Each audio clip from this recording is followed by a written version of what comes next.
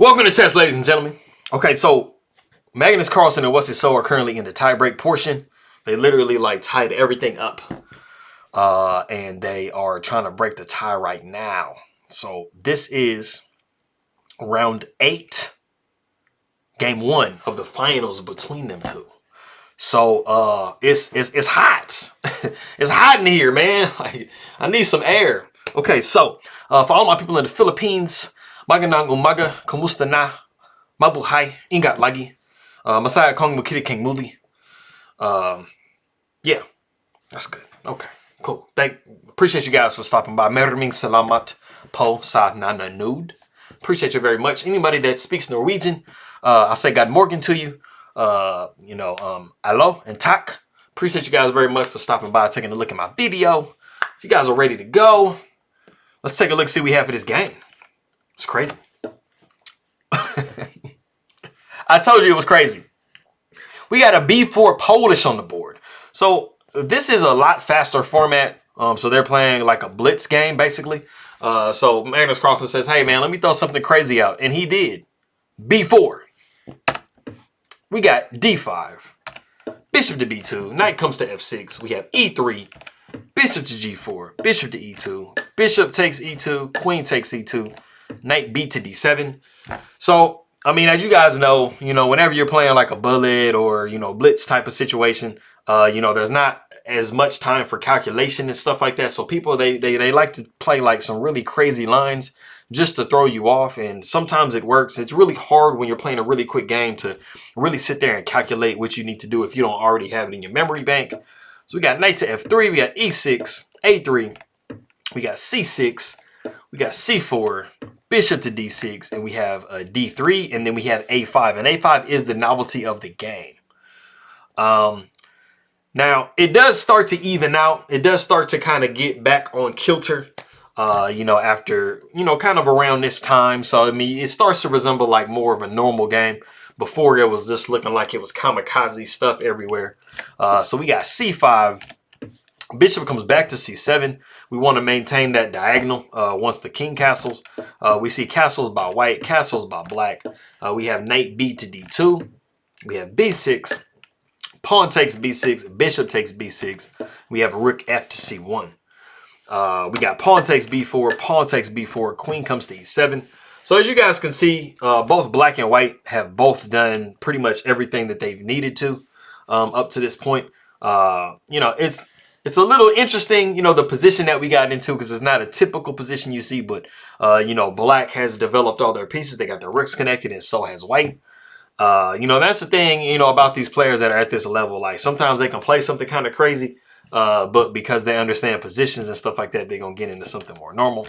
So we got rook A to B1, rook F to C8, bishop takes F6, we got knight takes F6, and then we have D4.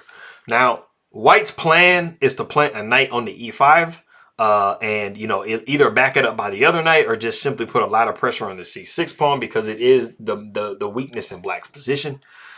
So Wesley, seeing this, he plays bishop to C7.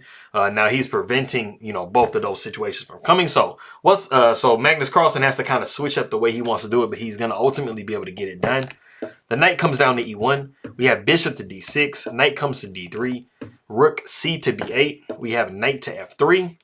And then we have rook to B6. And then knight F to E5. So as you can see, Magnus Carlsen was still able to do what he wanted to do. He just kind of had to switch it up and do it just a little bit of a different way. So the queen came to B7. We see queen to C2. Bishop takes E5. And then we see pawn takes E5. Now, pawn takes E5 is not bad.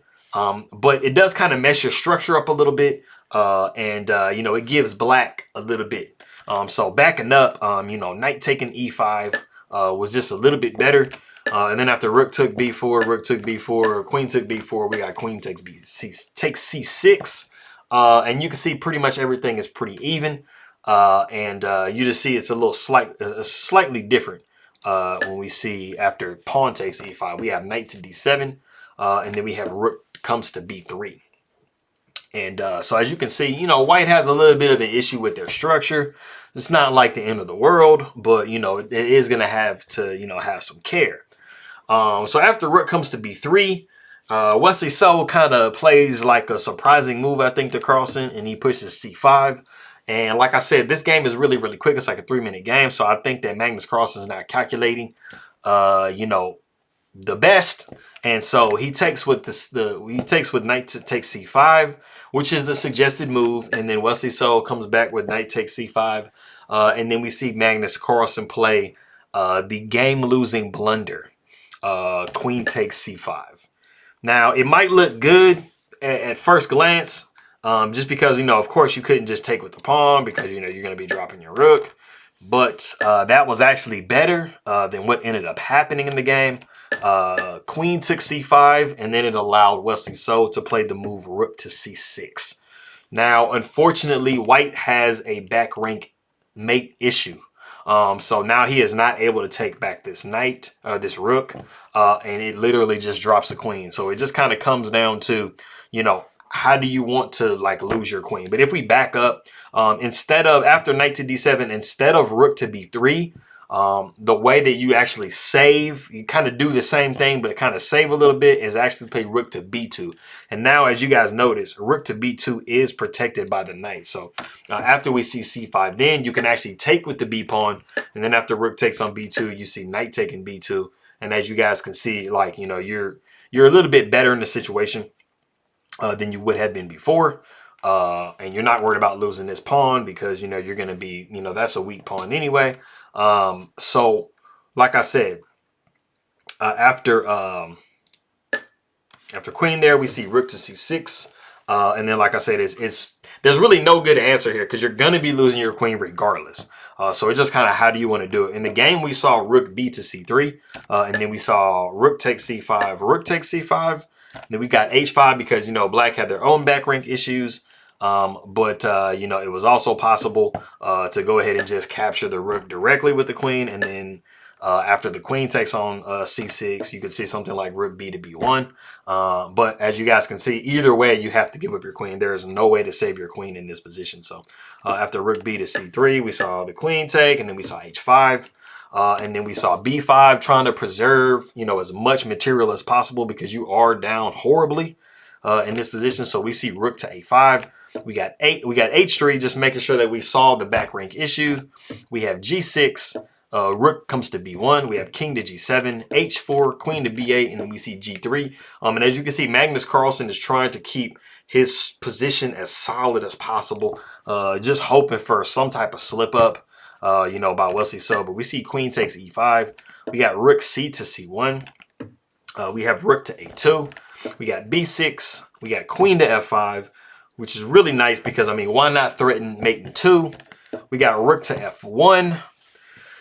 And then we've come to a point in the game that if you want to go ahead and pause the video and guess the winning move for black, go ahead and do so. Okay, so for those of you that guessed rook takes f2, exclam, congratulations. You are trying to deflect this rook away so that you can grab this rook and then ultimately grab this pawn.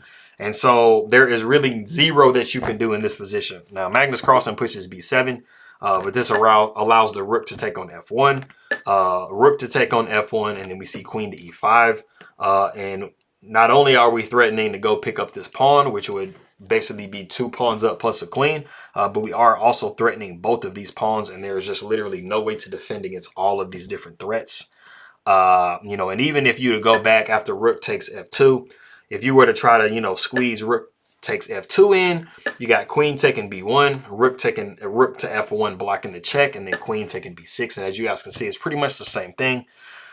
Just a different way to kind of go about it, but you are up 2 entire pawns and you do have a queen against a rook, and it's just a no-brainer type of an endgame. So after queen comes to e5, we do see Magnus Carlsen resign the game. So Wesley So has won the first game of the tiebreak. So we will see, you know, what goes on for the rest of the next game or 2, or however many games that they have to play. So I appreciate you guys very much. All my people in the Philippines, get my little sheet out here.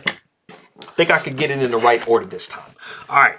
So I have Maanyong Bultog, Mayad na Agahan, Ninebag na Bigat, Masento siya Kabosan, Marhe na Aga, Buenos Dias, Maanyong aga. Mapian na uma. Kapian kapanu dios. And I have mayap abak. So I'm getting them. As you can see, I'm improving. So those of you that have watched all my videos, you see where I started from and where I'm at now. And I appreciate you guys very much for stopping by. Tack for all my people that speak Norwegian. And I will see y'all next time.